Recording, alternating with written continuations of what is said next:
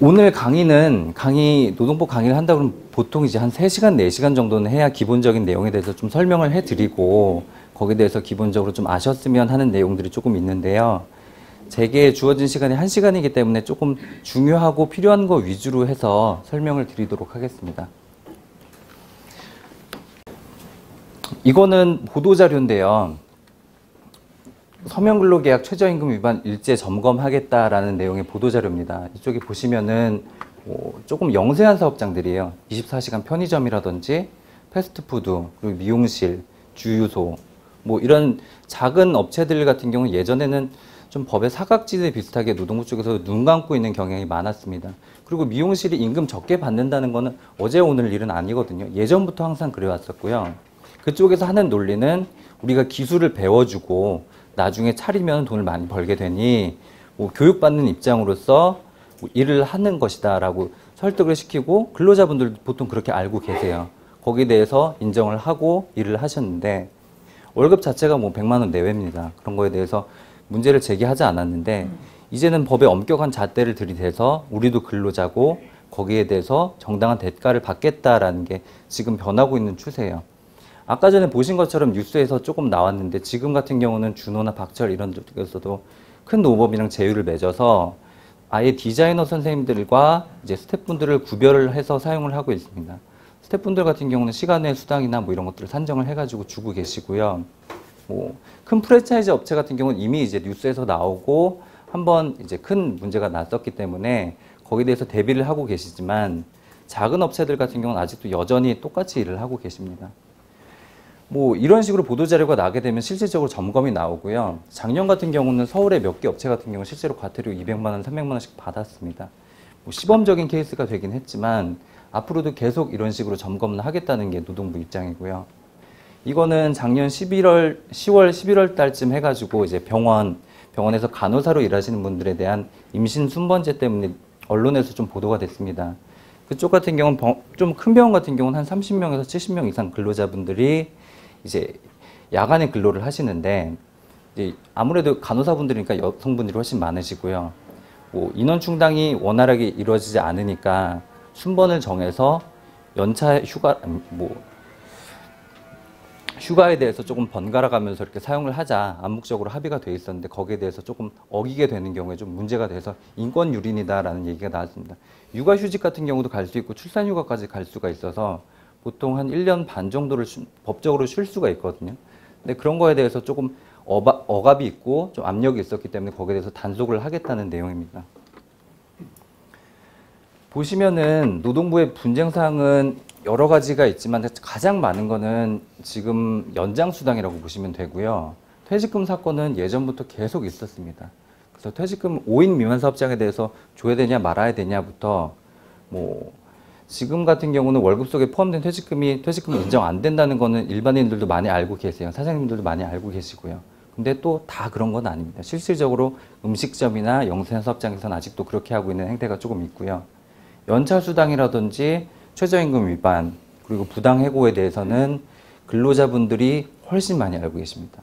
사장님들은 예전에 했던 사업 그대로 생각을 하고 고집을 하고 계시는데 이제 인식이 바뀌었다는 거죠. 근로자분들의 권리의식 자체가 굉장히 많이 수준이 향상이 됐습니다.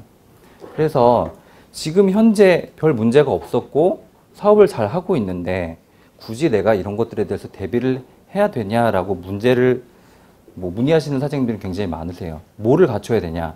그러면 뭐를 대비해야 되냐라고 말씀을 많이 하시거든요. 가장 큰 거는 제가 봤을 때는 연장수당에 대한 근로계약서 체결입니다.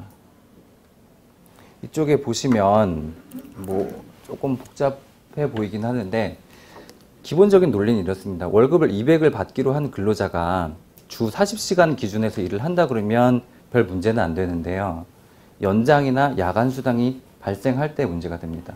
토요일날 근무를 한다든지 평일에 야간에 근무를 한다든지 이럴 때 근로계약서를 사용하지 않고 근로계약서를 쓰지 않고 그냥 임금은 한 200 정도 받기로 해서 일을 합니다.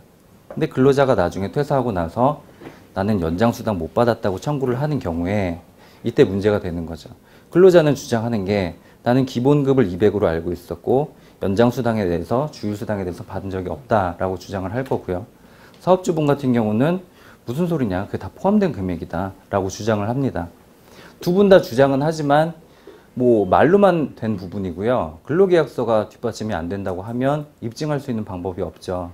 그러면 법적인 분쟁에서 있을 때는 입증 책임이라는 게 있는데, 뭐 노동법에서는 입증 책임에 대해서 사용자한테 이제 그걸 입증을 하라고 돼 있습니다. 그렇게 되면 입증을 하지 못하는 경우에 실제로 시간의 수당을 산정할 수가 있고요. 지난달쯤에 해가지고 핸드폰 판매점에서 일하시는 분이 찾아왔어요. 그분 월급이 한 300 정도 되는데요. 핸드폰에서 판매 대리점에서 일하는 직원분이고 월급 고정이고 밤 11시, 12시까지 일을 하십니다. 주말에도 일을 하시고요. 그러면 상식선에서 봤을 땐 당연히 연장수당 포함되어 있는 급여다라고 보통 일반인들은 이렇게 느끼잖아요. 그분도 대충 그런 건 알고 있는데 사장이 얄미우니까 한번 청구를 해보겠다는 거죠. 금액을 청구를 한다 그러면 몇백만 원이 아니고 몇천만 원 나옵니다. 간단하게 계산했을 때도 뭐 한 2, 3천 정도가 나오겠더라고요. 근데 그거에 대해서는 분쟁, 다툼의 소지가 있습니다. 뭐 일반적인 근로자가 월급이 되게 작아서 뭐 170, 180이다 그러면은 최저임금 위반만 가지고 계산을 할 수는 있는데요. 그분 같은 경우는 월급 자체가 좀 높은 편이기 때문에 기본적 인식이 깔려 있는 거죠. 감독관도 실질적인 그런 판단을 하게 되고, 그랬을 때 그 금액이 다 미지급됐다라고 보기는 어렵지만 법적으로 청구를 한다 그러면 막을 수 있는 방법은 없어요. 결론은 이제 검찰로 넘어가면 법원에서는 이제 판사분이 판결을 내리겠지만 보통 한 50% 내외에서 결정을 해줍니다. 그렇기 때문에 근로계약서의 연장수당과 기본급에 대한 체계를 나누지 않으면 뭐 여기는 근무 시간에 따라 다르겠지만 한 달에 뭐 200만 원 기준 했을 때 한 30만 원씩 체불액이 있는 거잖아요. 시간의 수당으로. 그게 1년이라고 그러면 뭐 한 400만 원 돈이 되는 거고요. 근로자를 한 명 사용하는 게 아니고 10명이다 그러면 한 4천만 원의 체불액이 발생을 하는 거죠. 실질적으로 저희 노무사 사무실에 노무법인에 찾아오는 근로자분들이 저희가 이제 임금체불이라고 와서 설명을 들으면 본인이 한 300 정도 처음에는 퇴직금 못 받았다고 오세요. 아니면은 마지막 달 월급 못 받았습니다 라고 오시는데, 오시면 저희가 이것저것 다 물어보죠. 연차 수당은 어떻게 하셨어요?